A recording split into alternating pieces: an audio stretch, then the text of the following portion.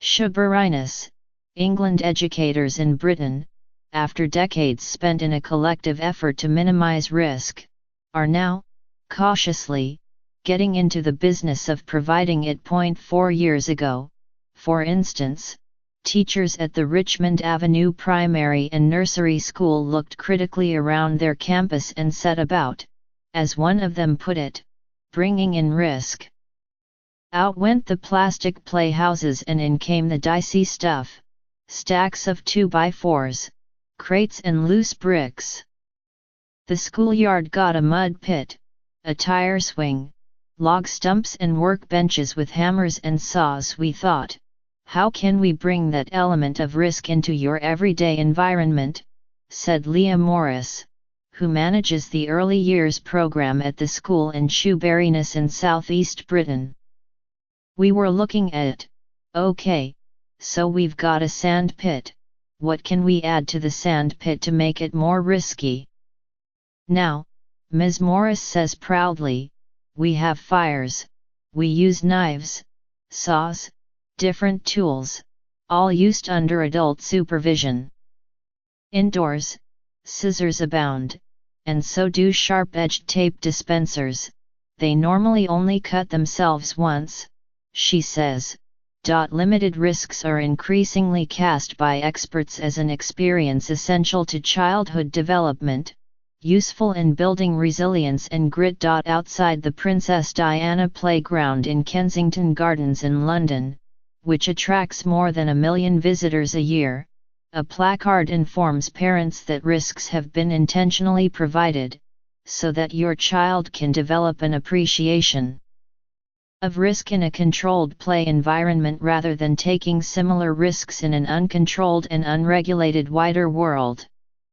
This view is tinged with nostalgia for an earlier Britain, in which children were tougher and more self-reliant.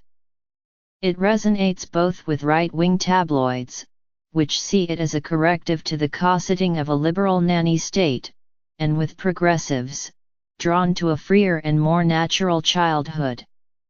It is also supported by a growing list of government officials, among them Amanda Spielman, the Chief Inspector of Ofsted, the powerful agency that inspects British schools. Ms.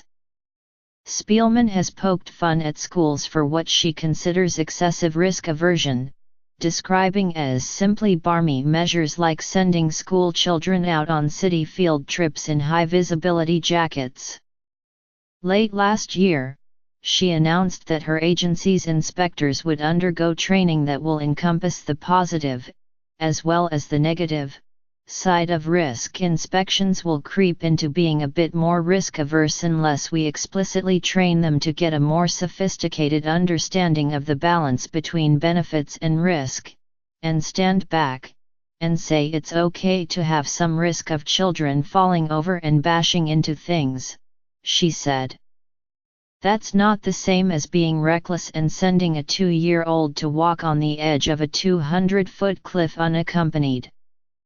Britain is one of a number of countries where educators say a litigious, protective culture has gone too far, leaching healthy risks out of childhood. Australia last fall introduced new standards for playground equipment, instructing operators to consider the benefits, not just the risks, of activities that could result in injuries.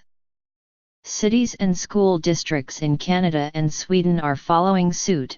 In the United States, a country with far higher litigation costs, government agencies overseeing play safety are not known to have made any such changes. The shift to seeing some benefit in risk, advocates say, signals the end of a decades-long drift toward overprotecting children. Beginning in the late 1970s, parents were buffeted by warnings about hidden dangers on playgrounds and predators lurking in suburban neighborhoods. Behavior changed. In England, the percentage of school children who went to school unaccompanied dropped from around 85% of 9-year-olds in 1971 to around 25% in 1990, a team of British researchers found. Play spaces also changed.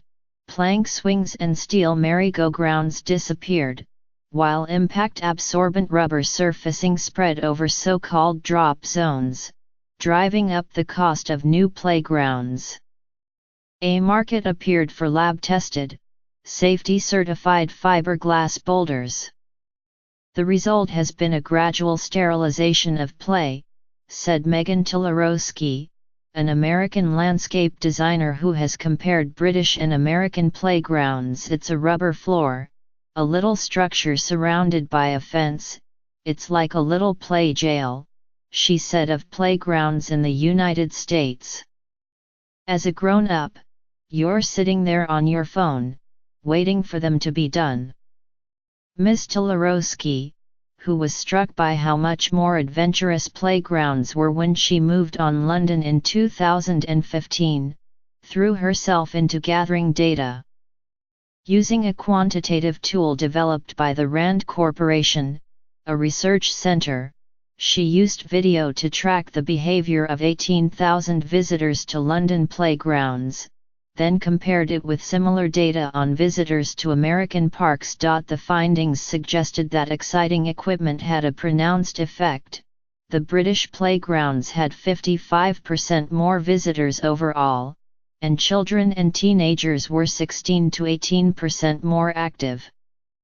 The features that held visitors' attention the longest: sand, grass, high swings and climbing structures were elements American park managers use sparingly, because of high maintenance costs and the risk of falls, Ms. Tolarowski said. In Britain, though, risk has become something to, carefully, brag about. It's about exploring controlled risk that we've carefully designed, said Chris Moran, manager of Queen Elizabeth Olympic Park, as he led guests through Tumbling Bay Playground, built in 2014 at a cost of more than $1.5 million. We've got the gorse bushes, which are quite spiky, he said. The child will touch it and learn it is a spiky bush. Aspects of Tumbling Bay, with its tall tree houses and wobbly bridges, would make an American park manager blanch. Its 20-foot climbing towers, with natural, gnarled boughs lashed together with willow wands, were made by hand, not in a factory, which would share legal liability in case of an accident. Waving prairie grasses stand higher than the head of an adult, which could block sight lines. There are expanses of sand, could contain animal feces or sharp objects, and boulders, no manufacturer, no shared legal liability. The park requires an intensive safety inspection regime. Half of it has been barricaded off since November so that rotten boughs can be replaced, but, so far, any injuries have been minor ones, Mr. Moran said. We've always won the argument, he said. Underlying the difference in play is a difference in law. The United States uses the jury system for personal injury cases, and liability costs, as a percentage of gross domestic product, are more than double those of most Eurozone economies. In addition, American families must find someone to blame to cover the cost of medical care, unlike their counterparts in European countries, which have socialized health care, said Ellen Beat Hansen Sanseter, a Norwegian professor of education in Norway. The society has already paid for it, she said. Support for freer, riskier play in Britain has built to the point where even prominent safety advocates endorse the idea. But change on the ground is patchy. Tim Gill, whose 2007 book No Fear, Growing Up in a Risk-Averse Society became a handbook for the movement, ascribes this to bureaucratic inertia, and to a sharp drop-off in government investment in play that occurred in 2010, when the Conservative government introduced austerity measures. And society recoils every time a child is seriously hurt on a playground. Playground deaths are extremely rare. They occur once every 3 or 4 years in the Britain, but they tap into a parent's worst fear, and are amplified by widespread reporting. In 2015, Vita Kwachua was sitting on a bench in a park in London a few yards away when a tree trunk supporting a swing toppled and crushed her 5-year-old daughter, Alexia. Ms. Kwachua ran to Alexia, but the child's body had already begun to swell. A few seconds later, she said, it was like every single blood from her system came out. The base of the tree trunk, she observed, was powdery. More than 2 years later, investigators reported that back in 2011 a contractor, known in the transcript as Individual A, had unwittingly purchased the trunk of a poplar, which decays rapidly when placed in the ground, mistaking it for oak, a harder wood. Ms. Kwachua received a financial settlement from her borough council, and parks throughout Tower Hamlets, her neighbourhood in East London, underwent strict safety audits. One such audit found that a popular climbing structure, open since the early 1980s, presented a medium to high risk potential for severe to fatal injuries, leading to its closure, said Andy Bate, a spokesman for Tower Hamlets, which manages the playgrounds. Such re-evaluations occur regularly after playground tragedies, even if they are statistically insignificant, said David Yearley, of the Royal Society for the Prevention of Accidents. As a society, it's difficult to say, we need to accept a 1 in 60 million chance of death, he said. Ask the teachers at the Richmond Avenue Primary School, though, and they will tell you that exposing children to limited risks now, while they are young, will help them survive. In 1903, when the school opened, its purpose was straightforward: to provide the children of fishermen and farmers with basic literacy and math, enough to take over their parents' vocation, said Debbie Hughes, the school's head teacher. There used to be very traditional jobs: blue-collar worker, white-collar worker, you're going to be the electricians and plumbers, you're going to the typist pool, she said. Schools of that era, she said, were designed to turn out rule followers. We're very proper, aren't we? She said. We have always done as we were told. But rule followers are unlikely to be rewarded in the future, said Ms. Hughes, whose twin 19-year-old children have just entered the workforce.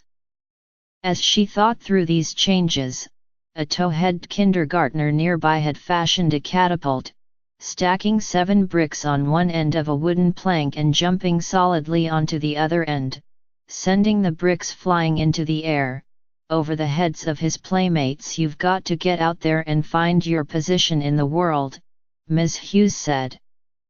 If you don't give those children those creative skills, that risk, that take a chance, if they don't have all that risk out there when the child is 4, the adult isn't going to do that.